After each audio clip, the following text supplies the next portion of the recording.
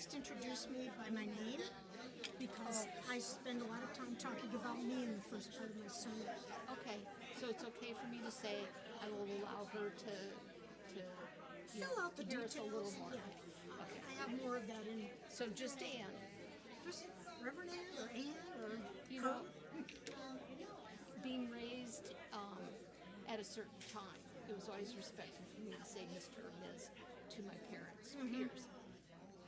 And then when I started working, my coworkers were of my parents' age or my grandparents' age. Yes. And it was like, no, I don't think I can call you Ann. I'm sorry, but I have to.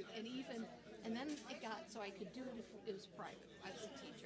But if there was any public, anybody else around, Yes. I had to say Mr. or That's how I grew up. Ms. was fine with me because I was also that age. But my mother was Mrs. John Anderson.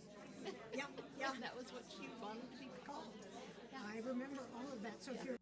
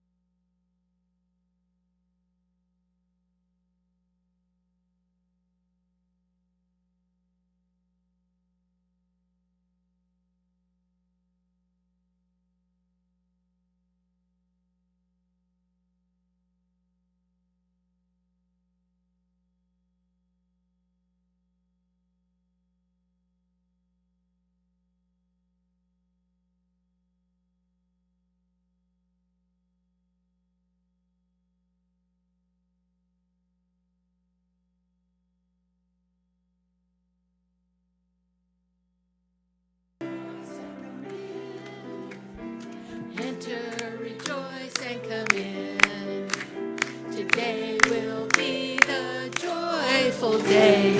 Enter, rejoice, and come in. Enter.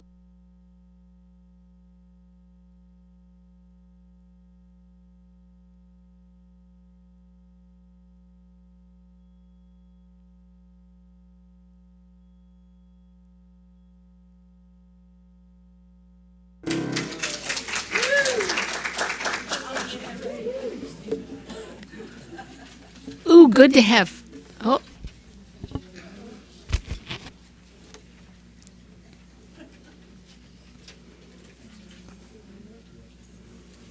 Good to have some singing this morning with some energy. Thank you.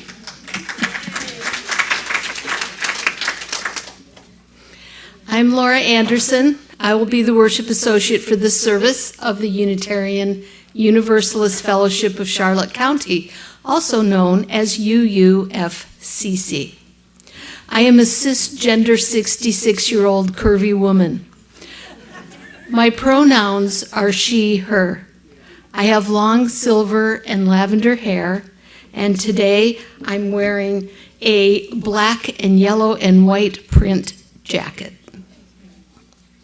We begin our service each week by singing the invitation to gather together, whether we are here in the sanctuary or at home in virtual space.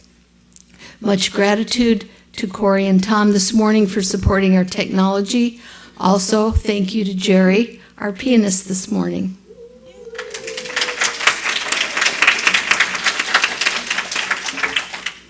This service is being broadcast live on YouTube and will be available for viewing on the UUFCC YouTube channel after the service. You are welcome here at UUFCC, no matter who you are, no matter where you come from, no matter your background or your spiritual journey. We know you come here for different reasons, to find community, to seek your spiritual and personal truths, to ask questions, to nurture and to be nurtured, to explore new ideas. We come from different places, different religions, different beliefs, and different backgrounds. We trust you will find something that you need here: comfort, connection, challenge, love. And we hope you will find ways to help others. If you are new here and comfortable doing so, would you wave, stand, tell us your name and where you're from so we can welcome you?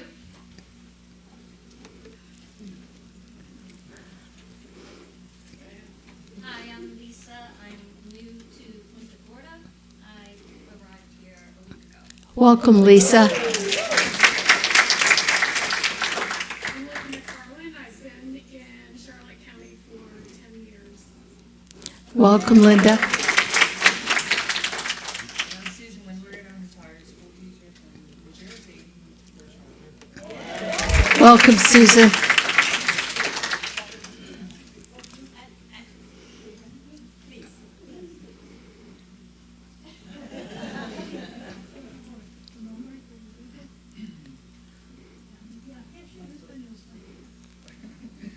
Hola, muy buenos días. Mi nombre es Antonio y soy de Nicaragua.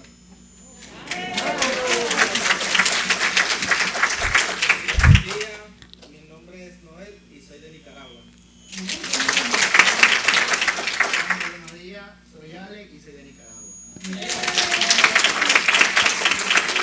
Three gentlemen are here living in Port Charlotte right now and looking for work and are happy to be here.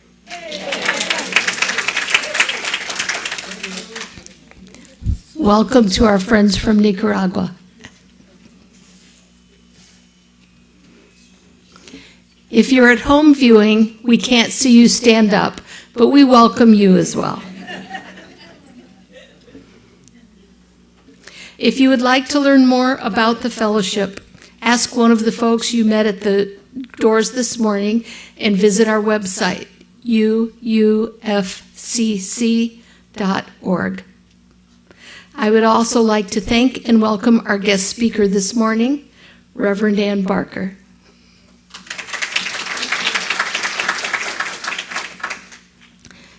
And wherever you are, we're glad you have chosen to spend this Sunday morning with us. The prelude is I Believe by Drake, Graham, Sherrill, and Stillman.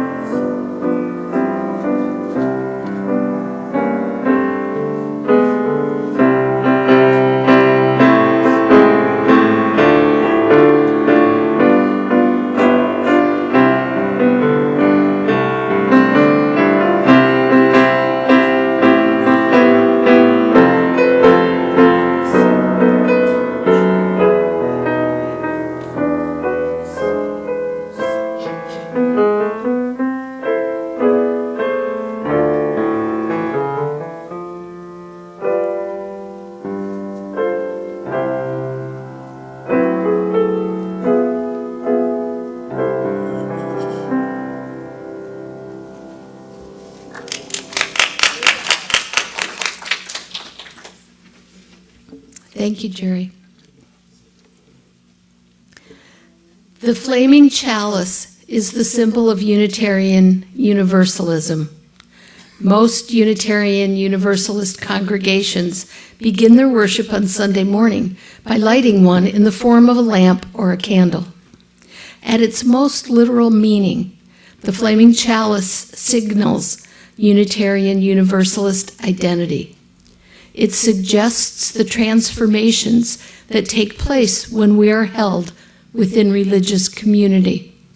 When we light the chalice in worship, we illuminate a world that we feel called upon to serve with love and a sense of justice.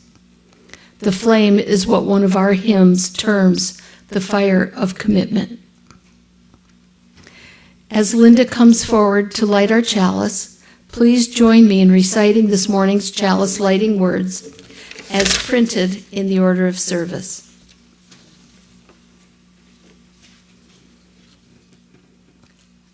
Love is the spirit of this fellowship, and service is its law. This is our aspiration, to dwell together in peace, to seek truth in love, and to help one another. Thank you, Linda.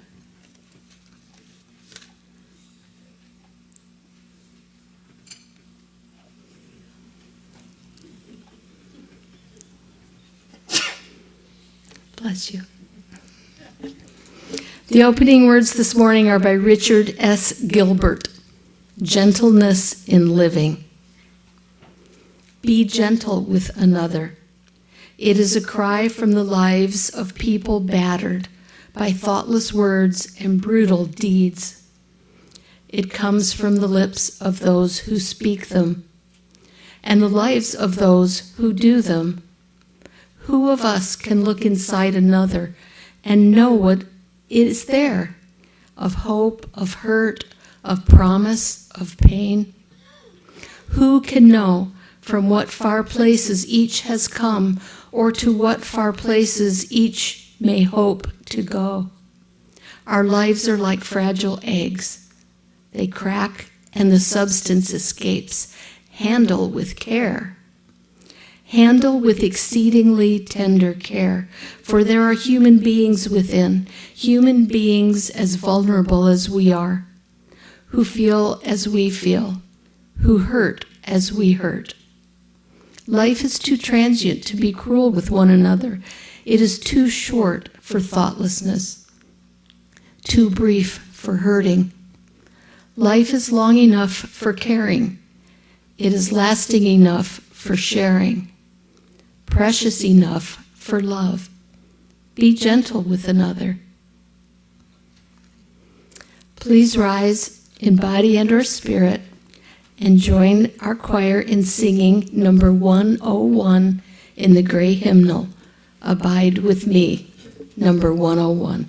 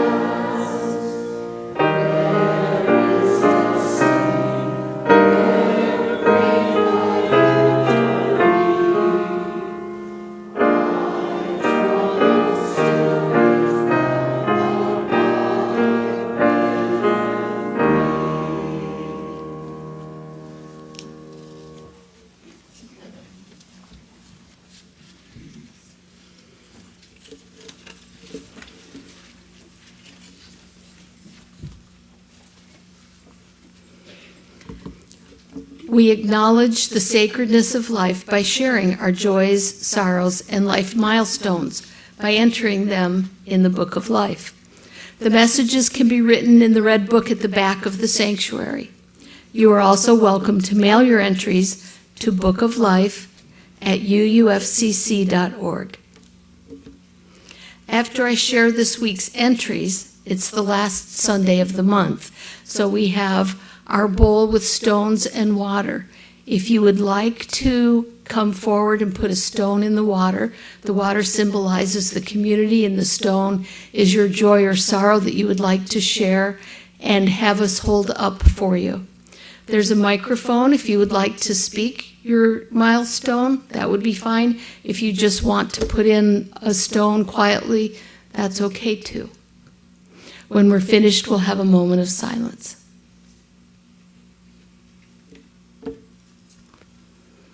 Linda Richardson writes, "My integrity and that of my fellow advocates was questioned this week, and I am raw. Thank you for providing healing support, for the NAACP events this week, and the gender balancing leadership to be installed this last Sunday of Women's History Month."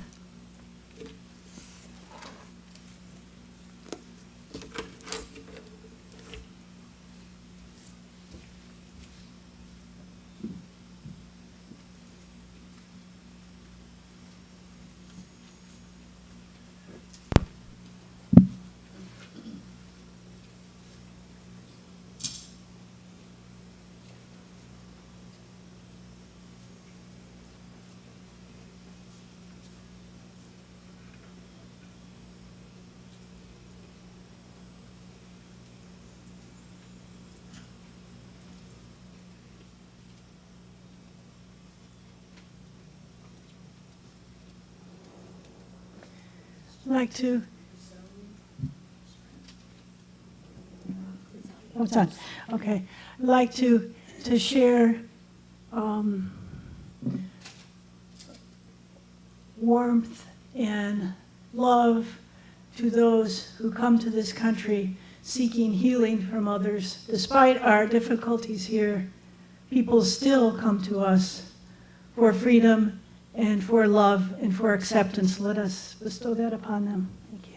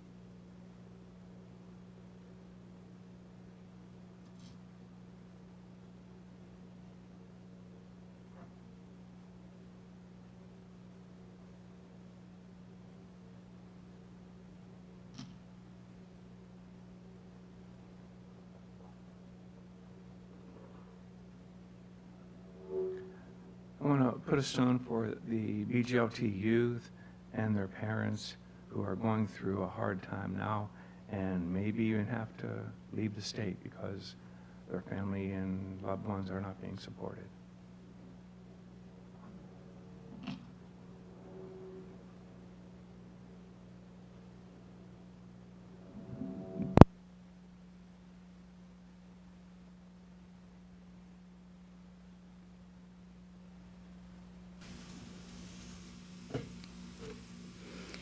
May we hold these and our unspoken joys and sorrows in our hearts. May we also hold one another in love and tenderness, so that this fellowship may be a source of strength and comfort, courage and hope in the days and weeks ahead.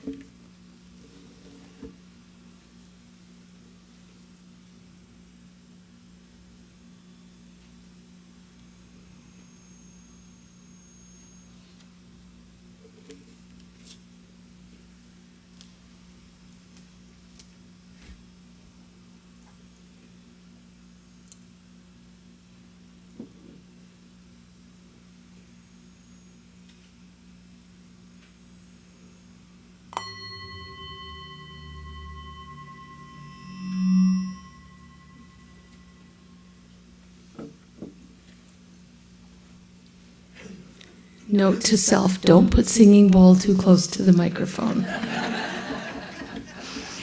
And now it is my pleasure to introduce Anne.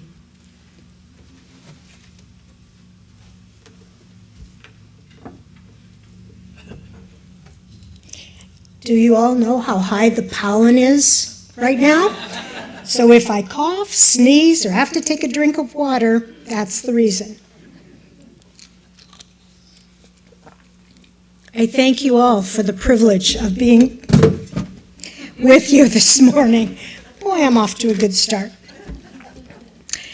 Since our topic for today is vulnerability, I will begin by modeling vulnerability to you all. I will become vulnerable as I share a few things about myself and how I approached this sermon. I began attending church before I was born, in Mama's tummy.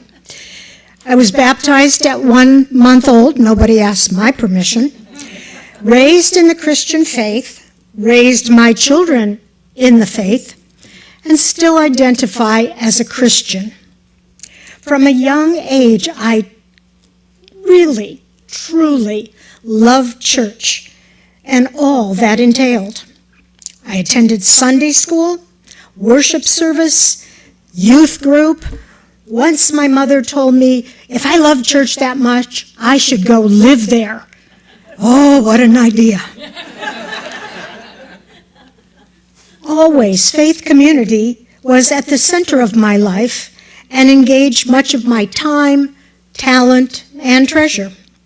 When life circumstances allowed, I entered seminary to prepare for ministry. In the process, I learned one thing that was not in the curriculum. I am a lesbian, and I had fallen deeply in love with a fellow student. Knowing we could never be ordained in our traditional Christian denomination, after graduation, my wife and I moved to Wisconsin, where she had a great job lined up.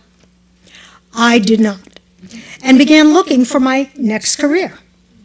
Answering an ad in the newspaper for a religious educator for a liberal church, I discovered that church was the Fox Valley Unitarian Universalist Fellowship. After interviewing, I remember saying to Crystal, "Oh, I'd really enjoy the opportunity to work with those people. They so clearly care about religious education and faith formation for their children and themselves." But of course, they wouldn't get back to me. I was a Christian. To my surprise, I was offered the position and served for 13 and a half years with them as their lifespan religious educator. I was a teacher, officiant at many ceremonies. I preached on occasion. I was so deeply involved in Loretta, sometimes Crystal would say, "If you love them so much, why don't you go live with them?" Though she often accompanied me to conferences, I even spoke in a group at General Assembly. I even assisted Skinner House Publishing, an arm of the UU, in creating 2 books for children. That's not to tell you how wonderful I am, but what a wonderful opportunity UUism gave me for my professional development and my personal spiritual growth. I understand your congregation is as varied and as welcoming as they were. I'm betting, if you're anything like Appleton, that among you there are atheistic humanists who reject the idea of a God figure but are committed to the common good. At the risk of offending anyone, I have to say that humanists were some of the most Christ-like people I've ever known. That's absolutely true. Some of you may be of Jewish background and still incorporate some of those rituals and prayers in your spiritual life. A number of you could be Buddhists who meditate, make silent retreats, and practice with a sangha. There may be neo-pagans of one sort or another. My dear friend Chester was the person who taught me all Wiccans are neo-pagan, but not all neo-pagans are Wiccans. Many might say they bear no label at all, but are simply on the journey toward a meaningful and fulfilling life and find this religious community is important to them. I will be speaking out of my Christian tradition, but I trust that in some way what I have to say will touch each of you.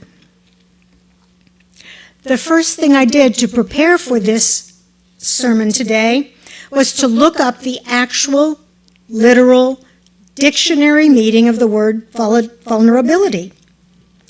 I found concepts such as openness or susceptibility to attack or harm, or willingness to show emotion or allow one's weaknesses to be seen. The condition of needing supportive social services and community resources because of advanced age, poverty, disability, those things drew me up short. They were speaking to me and perhaps to some of you.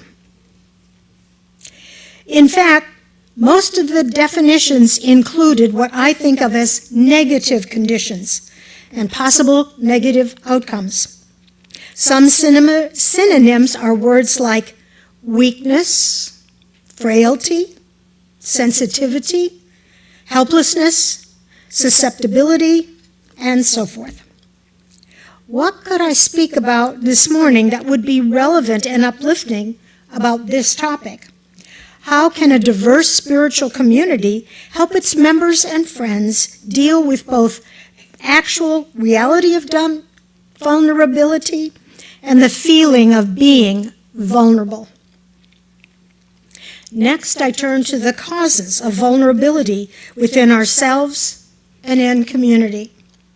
They are legion: old age, being very young, having a great deal of wealth to protect and use wisely, being poor and without resources, chronic and sudden onset health conditions, belonging to a minority that is marginalized or the target of oppression and violence, being a female, transgendered, or homosexual may make one vulnerable. The list goes on. As I thought about all this, one cause of vulnerability kept holding my attention. But it's something we usually feel good about. Love. Loving someone or something may place us in a vulnerable position. When we love, we risk betrayal, disappointment, hurt, lack of control, and even physical harm. Love can be defined as a strong attraction and emotional attachment. It may be focused on a person, a thing, or a principle or concept which a person is deeply committed to. We may love our life partner, our children, our country, our animals, justice for all, or our faith community. Each of these relationships makes us vulnerable, and when we feel that vulnerability, we may become angry, defensive, or simply leave the relationship. That usually doesn't stop the pain and sense of betrayal. If you are willing, please join me in this little time of reflection. Become comfortable in your seat. Sit straight and gently close your eyes. Take 2 or 3 deep, cleansing breaths.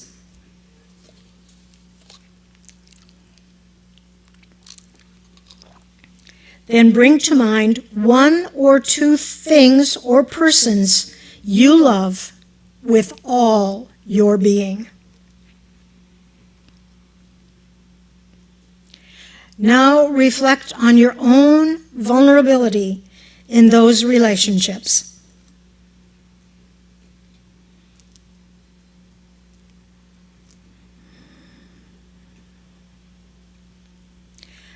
What feelings are rising within you? Stay with that for a few moments.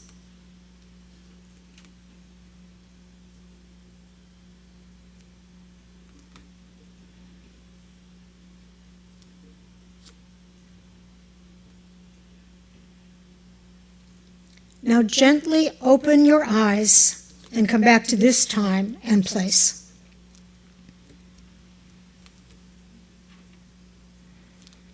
Holding that feeling of vulnerability, we'll move on to the question, how can we respond to things that cause us to feel anxious about loving?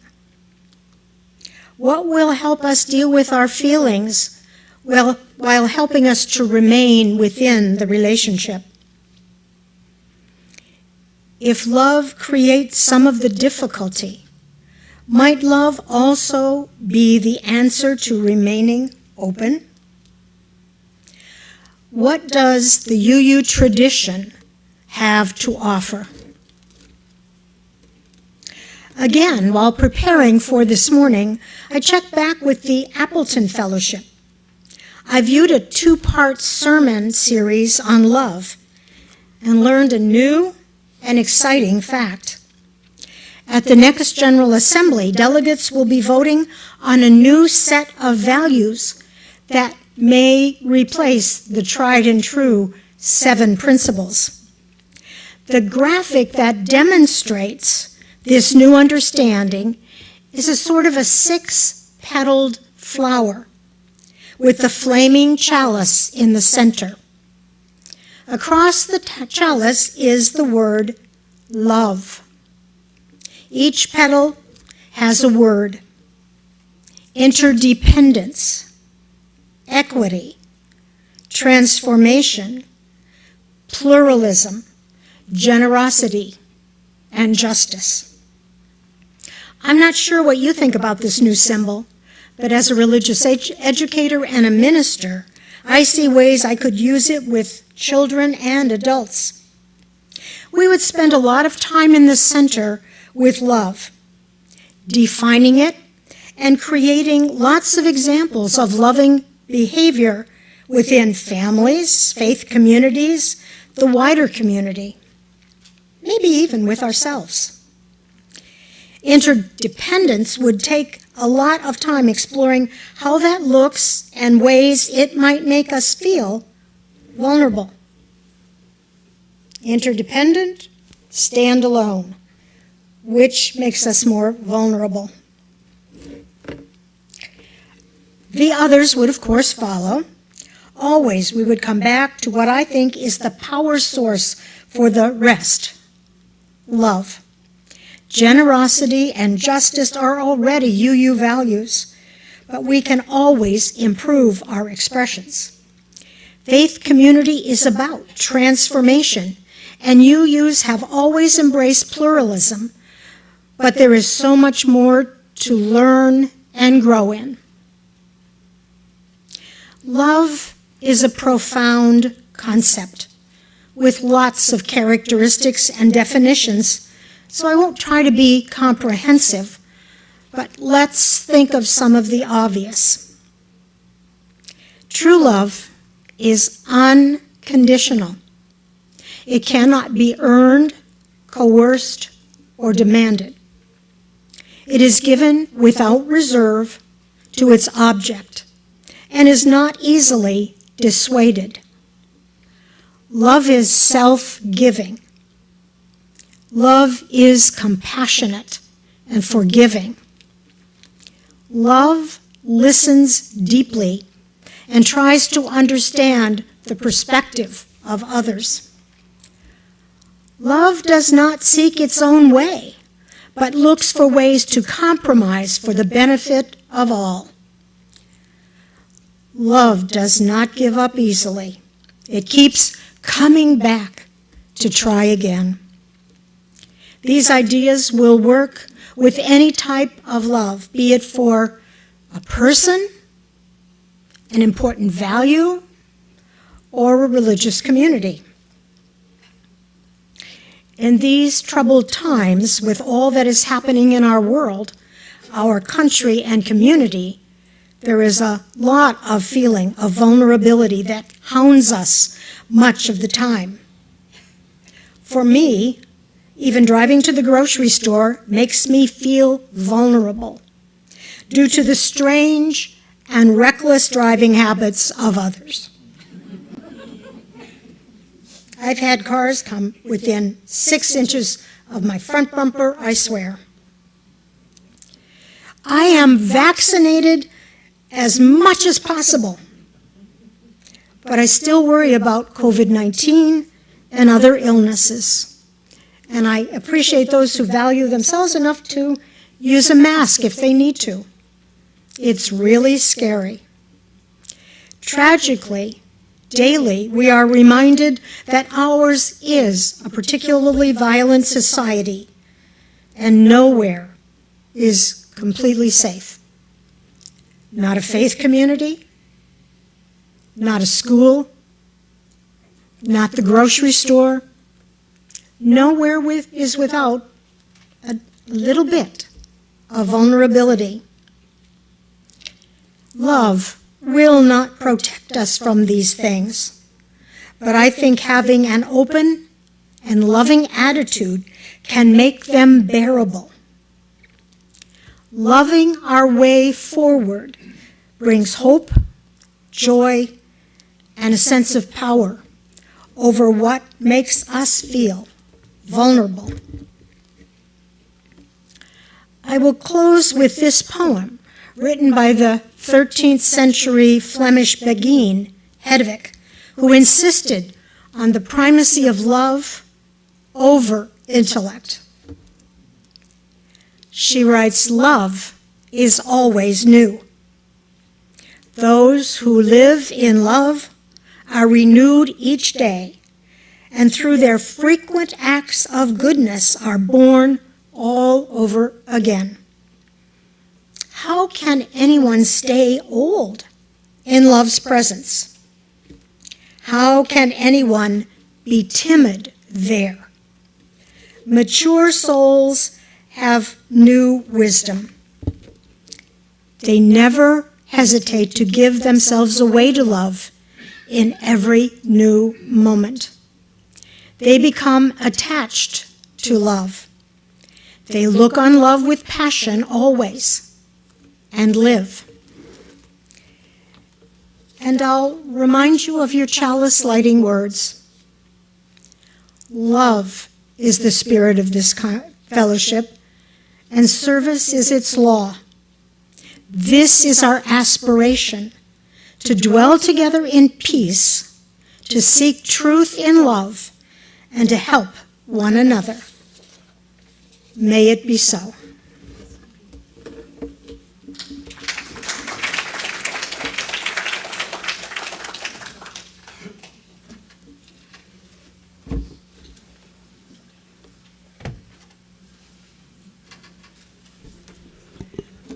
Thank you.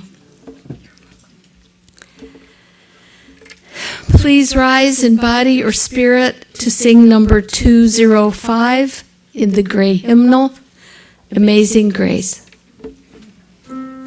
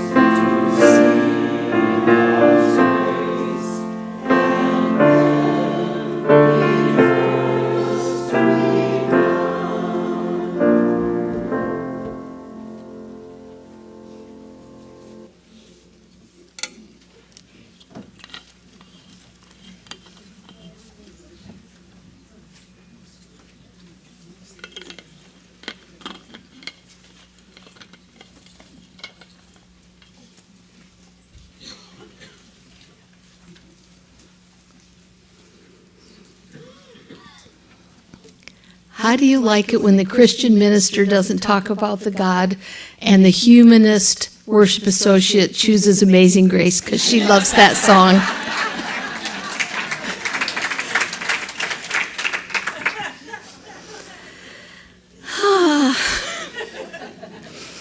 In our tradition, congregations exist because of the generous support of members and friends.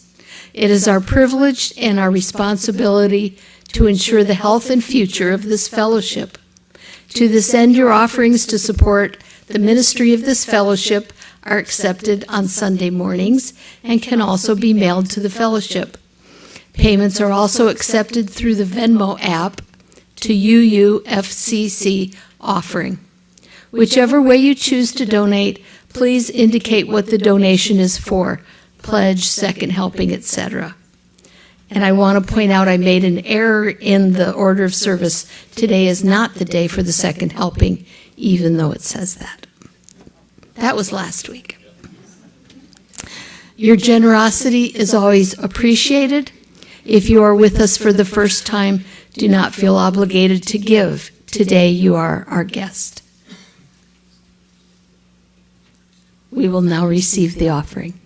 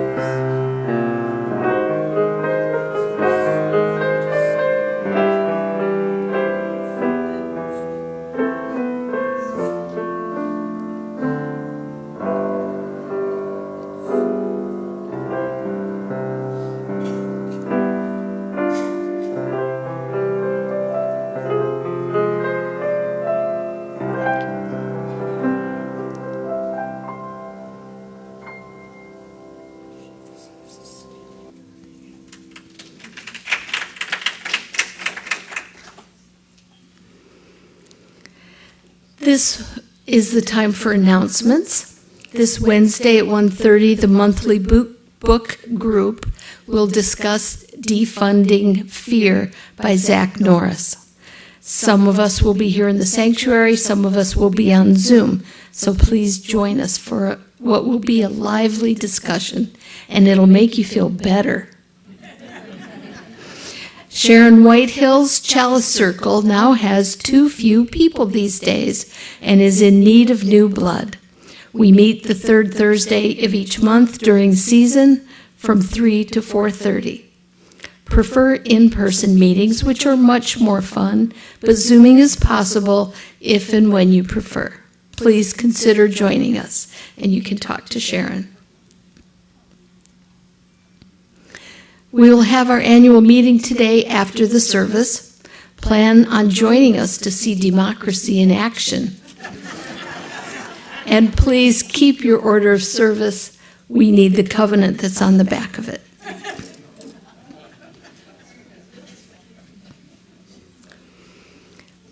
The closing words today are by Gordon B. McKeeman, Contact. I stretch forth my hand, now knowing not what I shall touch, a tender spot, an open wound, warmth, pulsing life, fragile blossoms, a rock, ice. I am tentative, trembling, wishing to avoid hurt, wanting to think my life with life. Lonely, I desire companions, Naked, I long for defenders. Lost, I want to find, to be found. Will I touch strangers or enemies or nothing? My hand is withdrawn, but still it touches my vulnerable skin, my furrowed brow, my empty pocket, my full heart. Do others reach, tremble, withdraw? Do they desire, long, seek? Are they lonely, fearful, lost? Will they grasp a tentative, trembling hand? I stretch forth my hand, knowing not what I shall touch, but hoping. Please join me in our traditional recitation as Linda extinguishes our chalice. And then we will close our service with one more hymn.